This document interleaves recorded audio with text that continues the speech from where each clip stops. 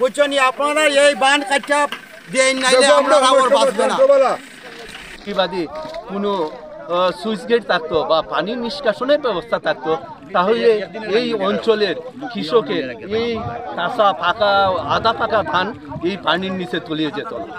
একমাত্র কারণ হইল গিয়ে যে হলো এই দীর্ঘদিনের দাবি এবং কি কৃষকের দাবি হলো এই যে মাসিং নদীতে যে বাঁধটা আছে এটা বিকল্প একটা রাস্তায় আমাদেরকে পানি নিষ্কাশনের ব্যবস্থা করে দেওয়া এবং কি একটা কালভার্ট করে দেওয়া, যাতে প্রতি বছর আমাদের আর কোনোদিন এই ধরনের ক্ষতিগ্রস্ত না হয়। আমাদের ছোট ছোট কৃষক থেকে বড় বড় কৃষক যারা আছে সবসময় যাদের তারা যদি আপনার ক্ষতিগ্রস্ত হয় তাহলে সবসময় ঋণগ্রস্ত থাকবে, যাতে তাদেরকে যাতে বাঁচায় আনা যায়, তাদের প্রেমীগুলো যাতে বাঁচায় আনা যায়, রাষ্ট্রীয়ভাবে যাতে তাদেরকে একটু মর্যাদা দেওয়া যায়। ধন্যবাদ আপনাদের।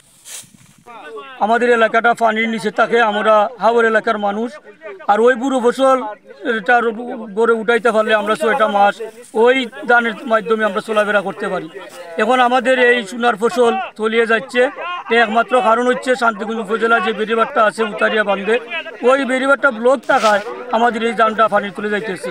আর এই পানিটা আপনার সুনামগঞ্জ সদরের পানিগুলো দিকে আইয়া ঢুকতেছে এবং আপনার সাতক আমবাড়ি দোয়ারা বাজারের সব পানি ওই জায়গায় জমায়েত হইতেছে। এটা মূল সমাধান হলো এখন যদি পানিটা সাইডে দেওয়া হয় তাহলে আমাদের পানিটা নিষ্কাশন হলে আমাদের পুরো ফসলটা করে তুলতে পারবো। যাই করতে পারবো হচ্ছে এখন পানিটা ছাড়লে যতটুকু খামায় আমাদের কিছুটা হইলো আমরা হ্রাস পাইব। আর দ্বিতীয়ত হইলো আমাদের প্রকৃত যে সমাধানটা হইলো এই সমাধানটা হচ্ছে এলাকার যে বেড়িবাঁধটা আছে, বেড়িবাঁধের যে কোনো একটা সাইডে যদি একটা মিনি সুইচ গেট দেওয়া হয় তাহলে আমাদের পানিটা এখানে জমায়েত হয় না, পানিটা সবসময় নিষ্কাশন হয়ে থাকে এবং যে উল্টো যে পানিটা আসবে এই পানিটাও রক্ষা পায়, বেড়িবাঁধটাও রক্ষা পায়। এটা আমার প্রাণের দাবি। এলাকাবাসীর পক্ষ থেকে আমাদের পানিটা যেভাবে নিষ্কাশন করা যায় এই নিষ্কাশন ব্যবস্থার জন্য আমি খুব দাবি জানাচ্ছি। আসসালামু আলাইকুম। আমার দরিয়াবাদ আমি জেহাওর সংলগ্ন বৈশাওর পালদাওর ডাকবান মিলাইয়া প্রায় 250 থেকে 300 আল জমিন আছে। এই 250-300 আল জমির প্রত্যেক বছর ডুবরায় এবং মাসিং বান থাকায় এই ক্ষেতগুলা ডুবরায় নিয়ে যায়। কিন্তু আজকে 10 দিন বা 12 দিন পরে এই ক্ষেতটা আজকে কৃষকের গুলায় দায়িত্ব দান, আজকে পানির তলে দান। আজকে বিভিন্ন মিডিয়া আসিয়া তারা নিজের চোখে ক্ষেতের সামনে উপায় দেখতেছে আমরা এই ক্ষতিটা, এই কাঁচা ধান আজকে মানুষের খাটে রাহাদারি করে খান্দের। আমরা ডিসি সাহেবরে জানাইছি, টিওনো সাহেবরে জানাইছি, উপজেলা চেয়ারম্যান সাহেবরে জানাইছি, বর্তমান চেয়ারম্যান মোল্লাপাড়া ইউনিয়ন চেয়ারম্যান সাহেবরে জানাইছি, কিন্তু আজ পর্যন্ত কোনো নিষ্কাশনের কোনো পথ না। আজও যদি নিষ্কাশন হয় তবুও অনেক 200 আল জমি রক্ষা হবে। কিন্তু আমার অকুল আবেদন যে আমার ডিসি মহোদয়ের কাছে যেভাবে হোক মাসিং ভাইয়ের উতারের বান কাটিয়ে দেওয়া হোক আর আমরা কৃষকরা রক্ষা করুন।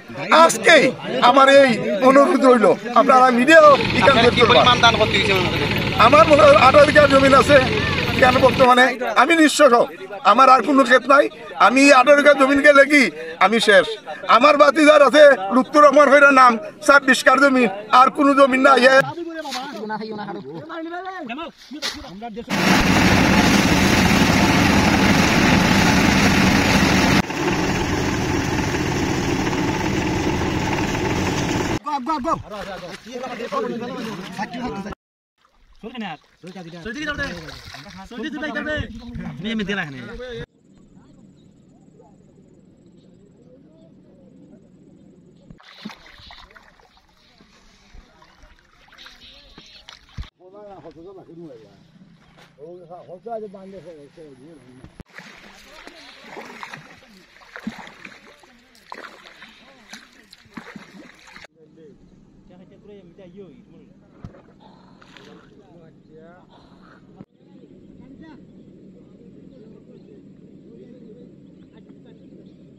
যদি বানটা হারা হতো আমরা এটা বান হারা থাকলে এটা করলো না, আমরা বান দিয়ে হারানি আমরা কিতা হতো দুটো কাটলা এটি খাইছে মেরা তো এর মি দেখা যাচ্ছে মেরা জমিন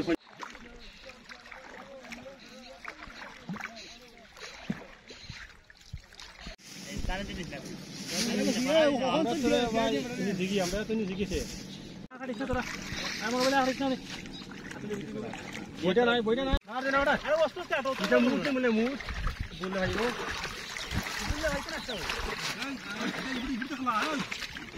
জয় হিদিনা আইতে পুরিয়া খাইলো সে ও শেষ রে ও গান গেছে খালি দেখো ও বেরি বন্ধ গেছে ওই উঠে বাঁধিছে উঠে